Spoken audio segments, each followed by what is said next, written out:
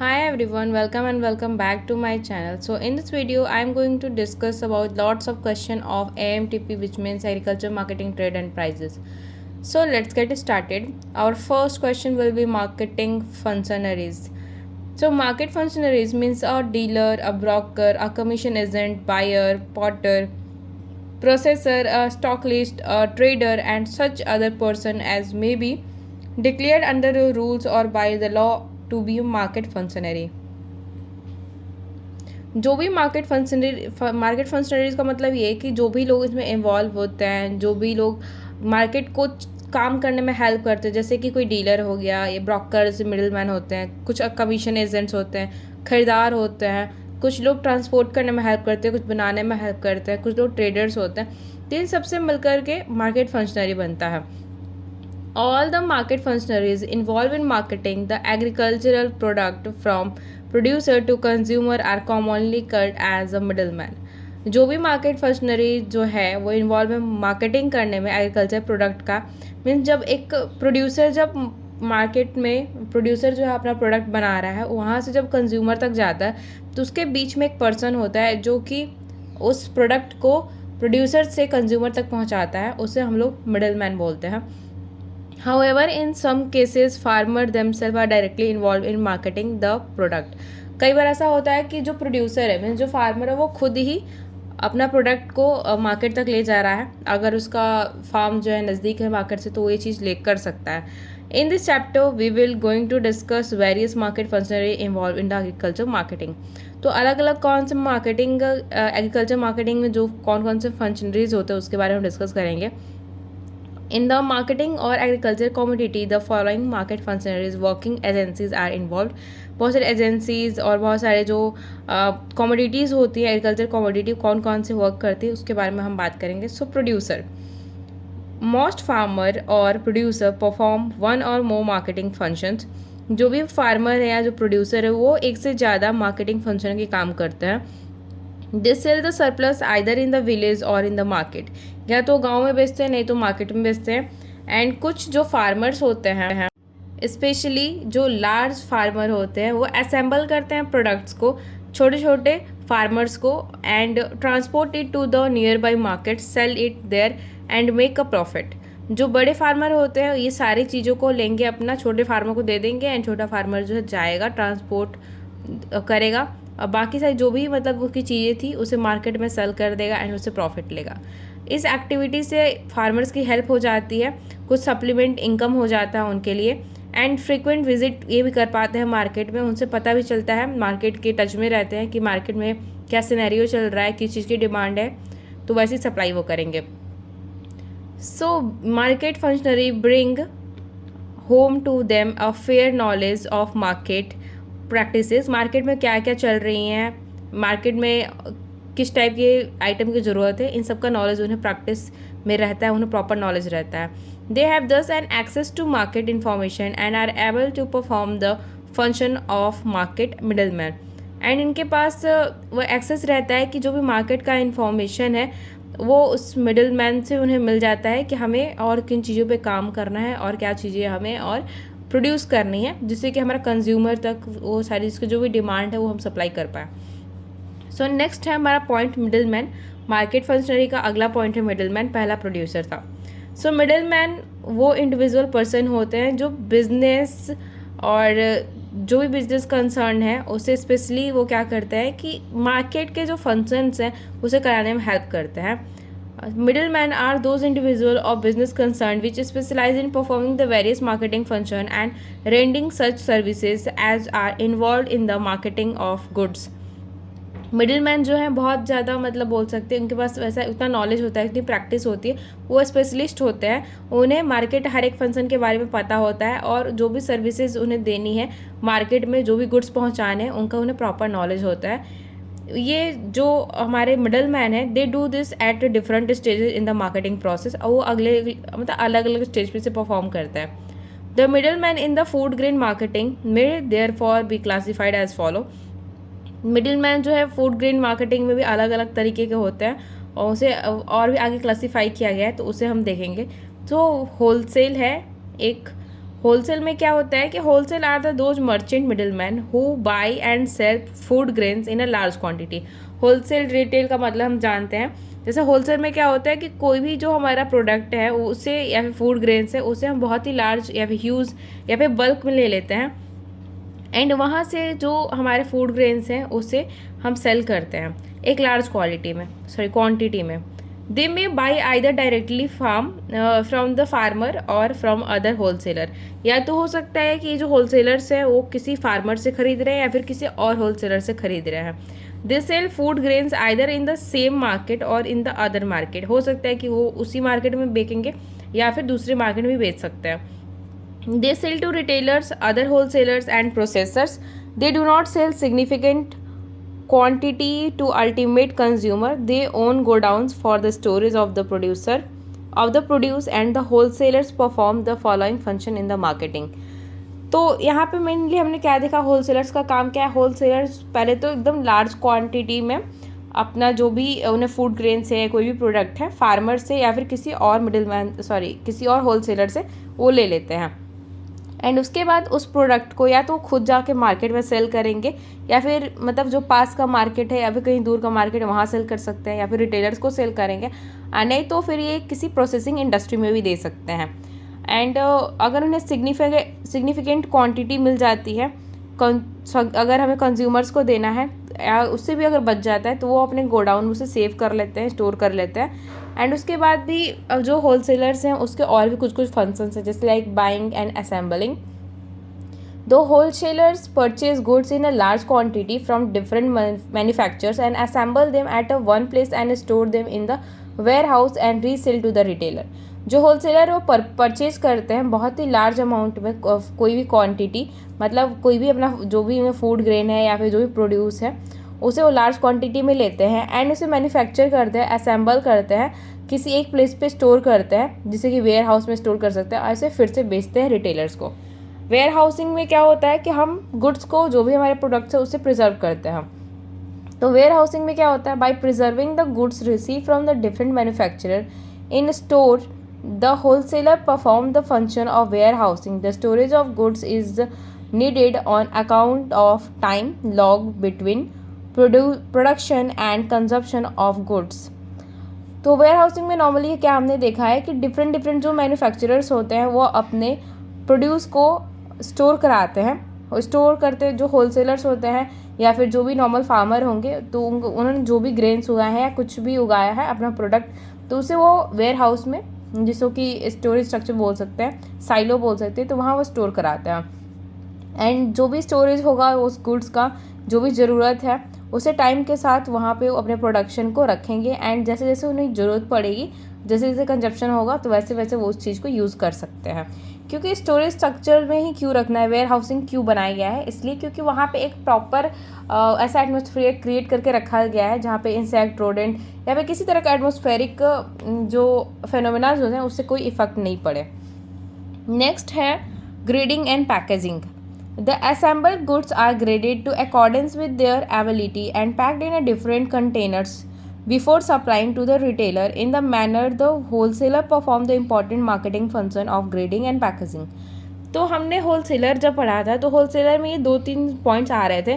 पहला तो है बाइंग एंड असेंबलिंग, तो खरीदना और उसे असेंबल करके रखना, देन वेयर हाउसिंग प्रिजर्व करके रखना, grading and packaging. Grading and packaging का मतलब ये हुआ कि जो भी हमने प्रोडक्ट लिया था किसी फार्मर से या फिर किसी अदर होलसेलर से, तो उसे होलसेल में जो होलसेलर से वो क्या करते हैं कि उसे अच्छे से ग्रेडिंग करते हैं। मतलब कि ठीक है आपने कोई फ्रूट्स लिया है या फिर वेजिटेबल्स लिया है तो उस वेजिटेबल में कुछ ख़राब भी होंगे कुछ अच्छे भी होंगे, उसके शेप पे, साइज़ पे, उसके कलर के बेस पे हम उसकी ग्रेडिंग करते हैं, उसकी क्वालिटी कैसी है इसके बेस पे हम उसकी ग्रेडिंग करते हैं और उसको अलग अलग कंटेनर्स में हम बंद करके रख देंगे।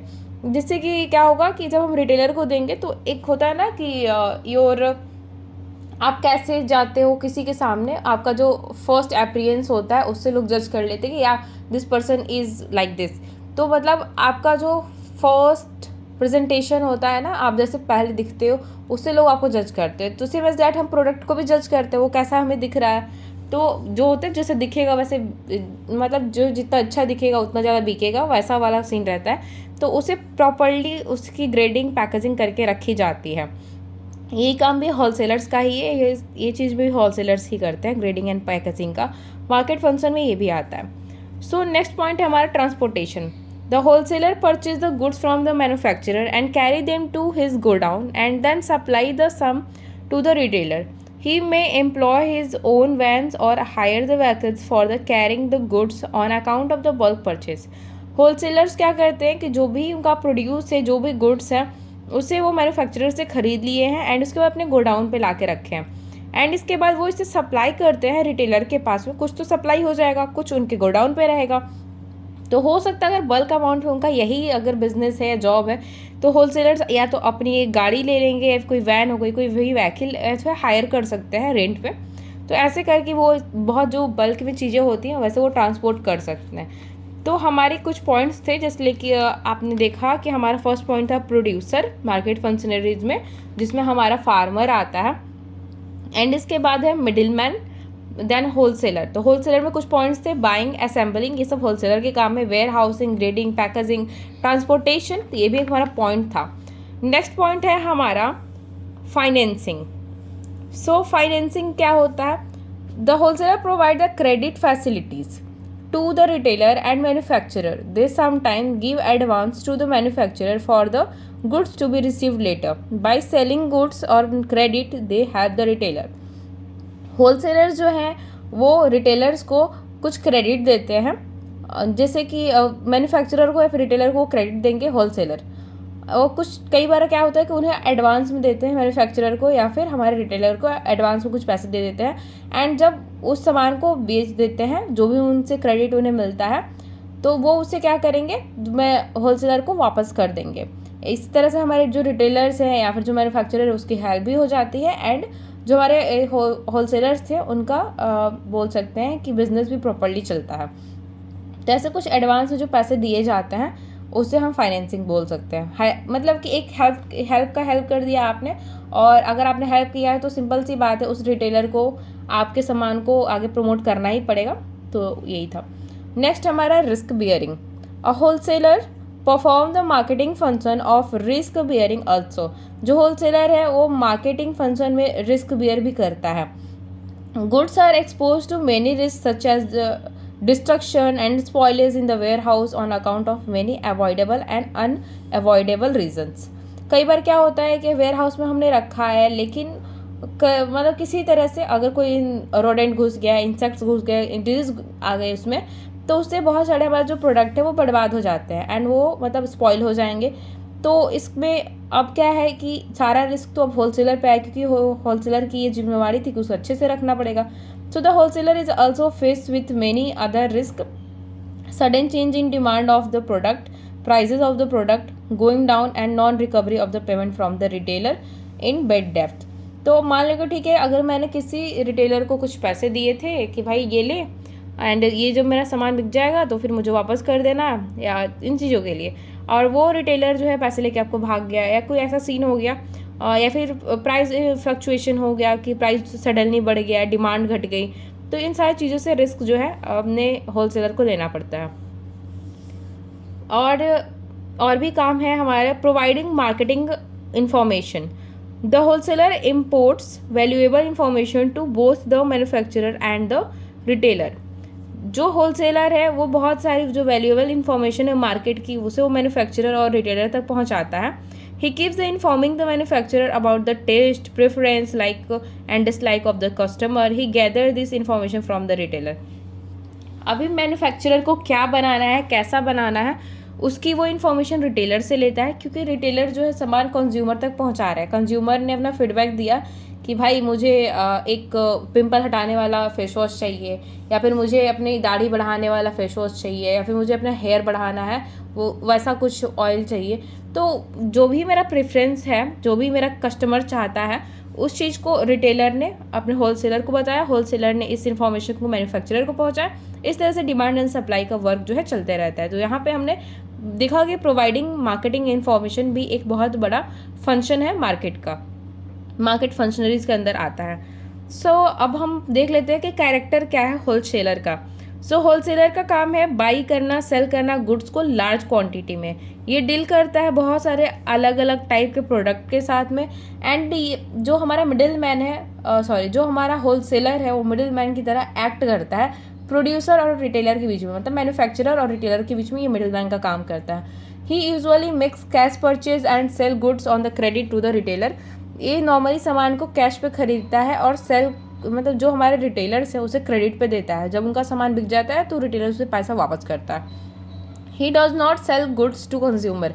जो मिडिल मैन है या फिर जो हमारा होलसेलर है वो कंज्यूमर को डायरेक्ट कोई भी चीज़ें सेल नहीं करता है, वो रिटेलर को ही देता है। He operate in a particular area determined by the producer. ये किसी एक स्पेशल एरिया में होता है, जो प्रोड्यूसर जो है उसने एक डिटरमाइन किया है एरिया, वहीं पे जो होलसेलर है वो ऑपरेट करता है। सो हमने होलसेलर की बहुत सारी चीज़ें की देखी, जैसे कि होलसेलर में हमारा फर्स्ट पॉइंट था कि असेंबलिंग करना है, असेंबलिंग करना है और बाई करना है। सामान को खरीदा, उसे असेंबल किया, वेयर हाउसिंग की, ग्रेडिंग किया, पैकेजिंग किया एंड फिर से ट्रांसपोर्टेशन किया। ये हो गया तो उसकी फाइनेंशिंग भी करनी पड़ती है। जब ज़रूरत पड़ता है रिटेलर को तो उसे क्रेडिट पे कुछ पैसे देने पड़ते हैं, रिस्क भी उठाना पड़ता है। एंड बहुत सारा जो इन्फॉर्मेशन है मार्केट का वो मैन्युफैक्चरर तक पहुंचाना भी पड़ता है रिटेलर से लेके। कैरेक्टर्स भी हमने देख लिया। अब हमारा टॉपिक है रिटेलर। सो रिटेलर क्या है इसके बारे में जानेंगे।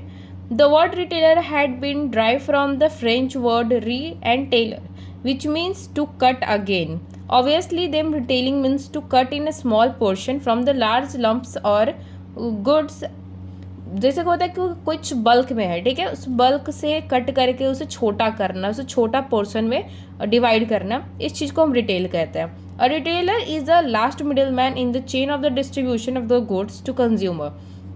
जो रिटेलर होता है वो उस चेन का लास्ट होता है, मतलब कि जस्ट लाइक मार्केटिंग चैनल्स होते हैं, ठीक है।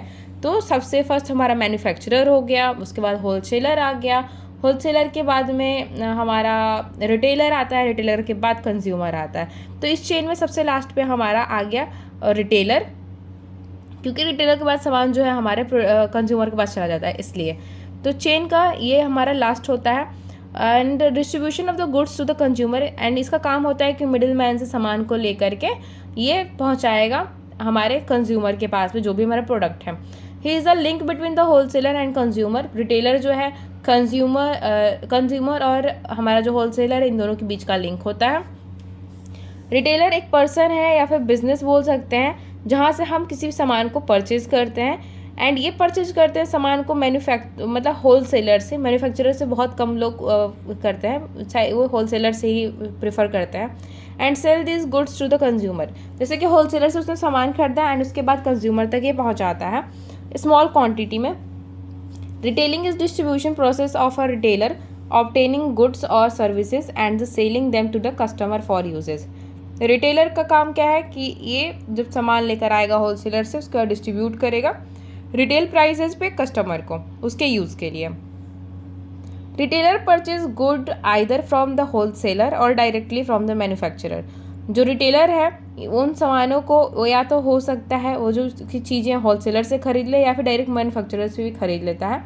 From there they will sell this goods in a small quantity to end users, and उसके बाद छोटी छोटी क्वांटिटी में जो कंज्यूमर है उसे वो दे देगा। अब नॉर्मली कंज्यूमर्स की बात करेंगे, मिडिल क्लास जो लोग हैं या फिर लोअर मिडिल क्लास जो लोग हैं, तो उन्हें कोई भी चीज़ बल्क में नहीं चाहिए। वो एक मंथ का अपना ग्रॉसरी ले जाते हैं, उसे यूज़ करते हैं, देन फिर खरीदते हैं, क्योंकि ये सारी चीज़ें जो पेरिशेबल होती हैं एंड एक उसका टाइम लिमिट होता है, उससे ज़्यादा हम यूज़ भी नहीं कर सकते। दिस इज़ द रीज़न हम उसे बल्क में नहीं लेते हैं, उसे हम थोड़ा थोड़ा लेते हैं। तो दिस इज़ द रीज़न कि जो रिटेलर है छोटे छोटे अमाउंट में हमें चीज़ें ईजिली प्रोवाइड कर देता है। ओके देन अब हमें जानना है कैरेक्टरिस्टिक्स क्या है रिटेलर के। तो कैरेक्टर्स के बारे में अब हम जानेंगे। सो हमने जान लिया कि रिटेलर जो है वो लिंक होता है होलसेलर और कंज्यूमर के बीच में। रिटेलर सामानों को, जो भी हमारे गुड्स होते हैं, उसे होलसेलर से लेकर के बल्क में एंड कंज्यूमर को छोटी छोटी क्वांटिटी में देता है।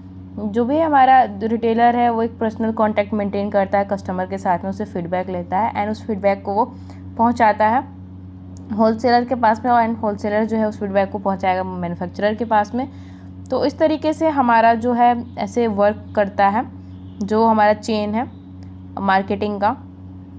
एंड मैक्सिमम ट्राई करता है रिटेलर कि वो मैक्सिमम सेटिस्फैक्शन प्रोवाइड करे कस्टमर को, एक लिमिटेड एरिया का जो भी कस्टमर है उसे। ओके, सो अब ये सारी चीज़ें जो हैं थोड़े और आगे बढ़ेंगी, जिसमें था the success of retailer trade is based on a proper combination of the following factors.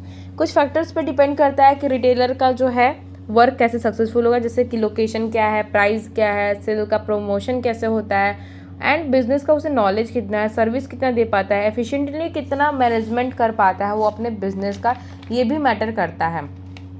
And वो अपने गुड्स को कैसे डिस्प्ले कर रहा है, इट्स ऑल्सो मैटर्स।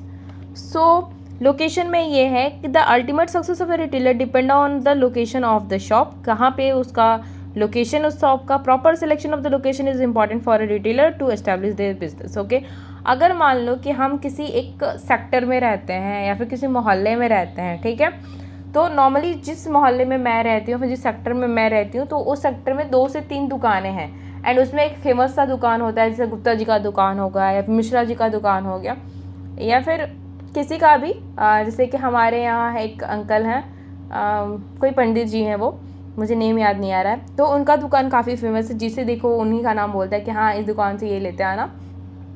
और गली के जो हमारे आंटी लोग होते हैं स्पेशली बोलते हैं, बेटा बाहर जा रहे हो मेरे लिए ये लेते आना अंकल जी के दुकान से, और बोले ओके ओके हो जाएगा। तो एंड ये इसके बाद लोकेशन के साथ साथ ये भी मैटर करता है कि प्राइस क्या है।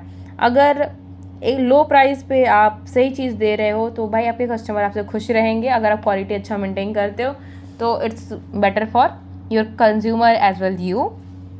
सेल्स प्रमोशन की बात करेंगे, a retailer must arrange for the proper sales promotion campaign in the other to familiarise to the customer of that area with his product.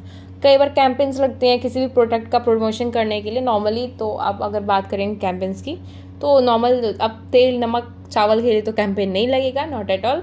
कुछ चीज़ों के लिए कैंपेन लगाया जाता है, जैसे कि आप देखोगे, मुझे जहाँ तक एक याद है, सैनिटरी पैड्स का कैंपेन स्पेशली लगता है गांव साइड में, ताकि उनके कस्टमर को पता चल सके कि ये चीज़ होती है, इसका ये यूज़ होता है एंड आपको लेना चाहिए। ओके, एंड उसके बाद नेक्स्ट पॉइंट है नॉलेज ऑफ बिजनेस। हमें अपने बिजनेस का नॉलेज होना चाहिए। Modern business is so complex and the variety of the quantity of the good being so diverse, a retailer must have adequate and the latest knowledge of the wares he sell. It would not only enable him to answer the customer queries satisfaction but also to handle the complications of his business. This adequate the knowledge of the machineries in is another prerequisite feature of the retailer trade. Okay, तो जो हमारा business है उसका उसे proper knowledge होना चाहिए, ताकि वो अपने कंज्यूमर को उस चीज़, अगर कोई क्वेरी करता है, कुछ पूछता है उस प्रोडक्ट के बारे में, कोई भी उसे प्रॉब्लम आ रही है कैसे यूज़ करना है, तो उसे उस कस्टमर को वो चीज़ समझा सके रिटेलर, उसकी नॉलेज होनी चाहिए। Services, a retailer should concentrate on his services and promote the services on his part will help him in attracting more and more customers and thereby develop in his business. So efficient service should be the motto of the every retailer. अब just like ठीक है, मैं बताती हूँ एक बहुत ही common सा layman की लैंग्वेज में बताऊँगी। जस्ट लाइक एक कोई दुकान है आपके मोहल्ले का या फिर कोई सेक्टर का, वहाँ पे बहुत लंबी भीड़ लगी हुई है, 50-60 लोग की लंबी लाइन है, एंड जो रिटेलर है वो सिंगल पूरे दुकान को संभाल रहा है, तो इज़ नॉट पॉसिबल कि वो सारी चीज़ें सबको दे पाए। वहाँ पर इम्पॉर्टेंट होगा कि वो 2-3 और अपने पास बंदे रख ले जो उसकी हेल्प कर रहे हों, ताकि काम इजीली हो जाए, एफिशिएंटली हो जाए, एंड लोगों को उससे मतलब ऐसा नहीं लगे कि बहुत टाइम लगता है ये वो। एफिशिएंट मैनेजमेंट में क्या है कि उसे बेटर प्लानिंग करनी होगी, ऑर्गेनाइजेशन करना होगा, एंड कंट्रोल ये चीज़ होता है रिटेलर के थ्रू ही। एफिशिएंट रिटेल ऑपरेशंस में ये आती हैं सारी चीज़ें। A retailer should have a proper and adequate workforce to assist his business. He should always keep stock ready for the customer and even offer the specialized commodities on the product he deals.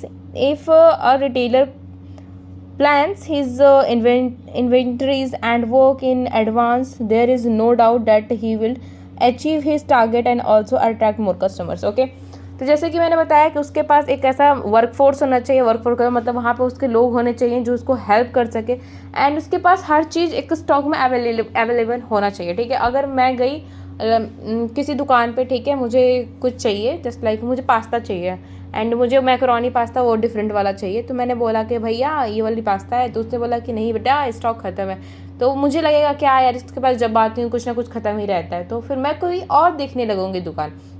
अगर वो stock maintain करके रहेगा, मैं गई उसने फटाक से मुझे दे दिया, आई विल बी हैप्पी, तो मैं उसकी रेगुलर कस्टमर रहूँगी। सो नेक्स्ट है display of the goods. Since a retailer deals in a variety of a product, he must display his goods in a proper and orderly manner. He will enable him to get what is required by the customer quickly and also help in attracting the customer. The retailer must go in the tasteful, decorated interior and also have a proper and attractive windows, dressing and display. Okay. तो मैंने पहले बोला जो दिखेगा सो बिकेगा, तो वही scene है कि आपने प्रोडक्ट को आप कैसे रखते हो। ठीक है, मान लो कि आपकी दुकान पे बहुत सारी जैगरी रखी हुई है एंड उस जैगरी के ऊपर बहुत सारे फ्लाइज उड़े जा रहे हैं, तो ऑब्वियस सी बात है कि जो हमारा कंज्यूमर है या फिर मैं ही जाऊँगी तो वही बोलेगा कितना अनहाइजेनिक पर्सन है यार, ऐसे जो सामान बेच रहे हैं मैं थोड़ी ना लूँगी। तो उसे आपको ऐसे रखना होगा कि लोग उससे अट्रैक्ट हों, आपको अच्छा दिखे एज वेल। जितना सही दिखेगा उतना सही बिकेगा, तो आपको उसका बिल्कुल मेंटेनेंस करके रखना होगा। ओके, तो अब ये सारी चीज़ें आती हैं रिटेलर के अंदर में। तो ये सारे अब कुछ फंक्शंस है रिटेलर की, उसके बारे में बात करेंगे। Every retailer perform the following function: by, storage, selling, risk bearing, packaging. ये सारी चीज़ें जो हैं एक रिटेलर को करनी पड़ती हैं। एक रिटेलर को इन सारी चीज़ों का ध्यान रखना पड़ता है। सप्लाई करना इन्फॉर्मेशन होलसेलर को, एडवर्टाइजमेंट करना, ये सारी चीज़ें आती हैं हमारे रिटेलर का फंक्शन है। ओके, टाइप्स ऑफ रिटेलर की बात करेंगे तो डिफरेंट टाइप के हमारे रिटेलर होते हैं, जस्ट लाइक एटिनरेंट रिटेलर जो इंक्लूड करता है heading retailers who do not possess any shop of their own, who more place to sell their goods, they are traveling on vending sellers and include the following types. Okay, तो एक तो retailer हो गया जिसने अपनी एक छोटी सी shop खोल रखी है, उसमें सारा कुछ अरेंज करके रखा है। दूसरा रिटेलर वो है जो कि वो एक प्लेस पे नहीं रहता है, वो किसी ना किसी प्लेस पे ट्रैवल करेगा, मतलब कि आज इस शहर में कल दूसरे शहर में, आज इस मोहल्ले में कल दूसरे मोहल्ले में, वैसा उसका सीन रहता है। तो इसमें हॉकर्स आते हैं, पैडलर्स आते हैं, चीप जैक्स आते हैं एज वेल। ये कुछ स्ट्रीट ट्रेडर्स आएंगे, स्ट्रीट ट्रेडर हो गए, मार्केट ट्रेडर हो गए, वन प्राइस शॉप्स होते हैं, जैसे होता है कि हर एक माल 10 रुपये में सारी चीज़ें, वो वाले। तो यहाँ पे कई सारे मतलब टाइप के होते हैं। अब हॉकर्स क्या होते हैं ये जान लेते हैं। हॉकर्स मीन्स वो जो बाइसिकल पर घूम घूम के अपनी चीज़ों को बेचते हैं, उसे हम लोग कहते हैं हॉकर। ओके, एंड देन उनका जो सामान है बहुत ज़्यादा सस्ते में मिल जाता है। नेक्स्ट वो सारी मतलब प्लास्टिक की चीज़ें, बैंगल्स, फ्रूट, टॉयज़, ये सारी चीज़ें, वेजिटेबल्स वो बेच सकते हैं। पैडलर्स हैं जो कि अपने हेड पे अपना रख लेते हैं कोई चीज़, जैसे मूंगफली वाले को आपने देखा होगा, या फिर नमकीन जो बेचते हैं उन्हें देखा होगा, तो अपने सर पे वो चीज़ रख लेंगे अपना जो भी उनका सामान है, एंड अपनी लोकेलिटी में घूम घूम के वो चीज़ों को बेचते हैं। यूजुअली ये कैटर का काम करते हैं, सिर्फ बहुत इनका इनकम भी बहुत कम होता है, बहुत ज़्यादा नहीं होता है। चीप जैक की बात करेंगे तो वो किसी एक जगह पर मतलब किसी भी प्लेस पे बहुत टाइम के लिए नहीं रुकते हैं। जैसे आपने देखा होगा कि अगर आपके एरिया में डिज्नीलैंड लगता होगा, मेले लगते होंगे, तो वहाँ पे एक टाइम पे सारे आएंगे, देन वो मेला ख़त्म होगा और चले जाएंगे। नॉर्मली एक वुलन मेला भी लगता है जिसमें कि अलग अलग लुधियाना से या अलग अलग जगह से आते हैं लोग, पूरी ठंडी अपना सामान बेचेंगे, उसके बाद चले जाएंगे। तो ये क्या होता है कि चीप जैक्स होते हैं जो बहुत कम टाइम के लिए किसी प्लेस पे रहते हैं फिर चले जाते हैं। मार्केट ट्रेडर्स कौन होते हैं? They are a type of a small scale solo properties who hold the stall at a different place in different locality on a fixed day। जैसे एक होता है ना कि संडे मार्केट, सैटरडे मार्केट, मंगल बाजार, सोम बाजार, तो वो वाले टाइप के। मार्केट ट्रेडर में क्या होता है कि किसी एक दिन, स्पेशली एक दिन पे वो अपना लगाएंगे सारा जो भी स्टॉल लगाना है, एंड इसके बाद में उस दिन के बाद वो वहाँ से चले जाएंगे, फिर नेक्स्ट अगले वीक में उसी दिन को वहाँ पे फिर लगाएंगे। वो हो सकता है कुछ गारमेंट्स बेच रहे हो, chip readymade garments, cosmetics, toys, वो जो चीज़ें बिल्कुल ऐसे होती हैं कि नॉर्मल छोटी छोटी प्राइजेस पे मिल जाएंगी, वैसी चीज़ें। कुछ ज्वेलरी बेच लिया, तो वैसी चीज़ें वो करते हैं। स्ट्रीट ट्रेडर्स क्या होते हैं? वो स्ट्रीट ट्रेडर का मतलब जो पेवमेंट पे, मतलब जो रास्ते हैं वहाँ पे वो अपनी छोटी छोटी स्टॉल्स लगाते हैं, वहाँ पे कुछ चीज़ें अपनी वो बेच रहे हैं। सो हल्की हल्की चीज़ें वहाँ पे वो लगा लेते हैं, जस्ट लाइक वो बहुत सारे सिटीज़ मतलब जहाँ हम रहते हैं, ठीक है। अब जो भी मेट्रोपॉलिटन सिटीज़ हैं वहाँ पे आप देखोगे रास्ते पे इजीली स्ट्रीट ट्रेडर्स मिल जाते हैं जो छोटी छोटी चीज़ें रास्तों पे बेचते रहता है, जैसे कि मूंगफली वाले दिख जाएंगे आपको, या फिर स्टडी टेबल बेचते हुए दिख जाएंगे। ऐसी बहुत सारी चीज़ें होती हैं। वन प्राइस शॉप का मतलब क्या है कि वो जगह है जहाँ पे हर एक प्राइस, मतलब हर एक कमोडिटी, हर एक गुड्स जो है एकदम एक ही प्राइस पे मिलता है, उसका प्राइस जो है डिफ्रेंशिएट नहीं करेगा। अब रिटेलर का बिजनेस फेलियर के चांसेस कब होते हैं? लिमिटेड फाइनेंशियल रिसोर्सेज होने के कारण फेल हो सकता है, एक्सपीरियंस नहीं है तो फेल हो सकता है, अगर कस्टमर का आउटलुक चेंज हो रहा है तो फेल हो सकता है, नेचुरल क्लाइमेटिक मतलब कि अर्थक्वेक आ गया, फ्लूड आ गया तो भी प्रॉब्लम आ सकता है, अगर पर्सनल कुछ फैक्टर है, डेथ हो गया, इलनेस हो गई, उसका डाइवोर्स हो गया, या फिर वो पुअर लोकेशन पे है, मतलब उसका जगह जो है, उसका शॉप जो है सही जगह नहीं है, एडवर्टाइजमेंट नहीं हो रहा है, विंडो डिस्प्ले अच्छा नहीं है, सर्विस अच्छा नहीं है, या फिर फाइनेंशियल क्राइसिस है, लिमिटेड कैपिटल है उसके पास में, कोई प्लानिंग नहीं है उसके पास, कुछ पर्सनल नीड्स के कैसे क्या करना है, तो फेलियर के चांसेस बन जाते हैं। नेक्स्ट हमारा फंक्शनरी में आता है कंज्यूमर। जो परचेज करता है सामान को रिटेलर से स्मॉल क्वांटिटी में, तो इसे हम कंज्यूमर बोलते हैं। कुछ मिडिल मैन होते हैं, मिडिल मैन का मतलब है वो बिचौलिए जो कि रिस्पॉन्सिबल होते हैं कि अपने क्लाइंट को कैसे बनाना है, इंफॉर्मेशन देने का वो काम करते हैं, तो वो कमीशन लेते हैं उन चीज़ों के लिए, ये बार्गेनिंग करने में हेल्प करते हैं। कमीशन एजेंट्स क्या होता है? कमीशन एजेंट मीडिएटर होता है जो कि सेलर और बायर के बीच में वो काम करता है। एग्रीकल्चर प्रोड्यूस में ज़्यादातर ही होता है, जैसे लाइक अब फार्मर एक है, ठीक है, और उसका मार्केट बहुत दूर है, तो फार्मर अपना खेत छोड़ के, अपना जो फार्म है उसे छोड़ के, घर छोड़ के नहीं जा सकता है, क्योंकि तो एक तो बेचारा वो सुबह से शाम तक काम कर रहा है, और फिर वो वहाँ से अपना घर छोड़ के जाएगा मार्केट में, जो कि पता नहीं 2 दिन लगे 3 दिन लगे उसे भी नहीं पता है, तब उसकी कमोडिटी ख़राब हो जाएगी। तो इसके बीच में कमीशन एजेंट्स काम करते हैं, वो उस काम के लिए थोड़े कमीशन लेंगे एंड जो पैसे होते हैं वो उस फार्मर को देंगे। ये थी हमारी मार्केट फंक्शनरीज जिसे हमने पूरा पढ़ लिया है अब। एंड इसमें आता है the producer from the farmer to sell it to the export trader और retailer sellers and regulated market and handle all over the India. तो ये इसके क्या काम रहते हैं कि इसे पूरे इंडिया में वो इन चीज़ों को, या फिर जहाँ भी है उन चीज़ों को उसे पहुँचाएगा। तो ये सारी थी हमारी मार्केट फंक्शनरी जो हमने अभी पढ़ ली है।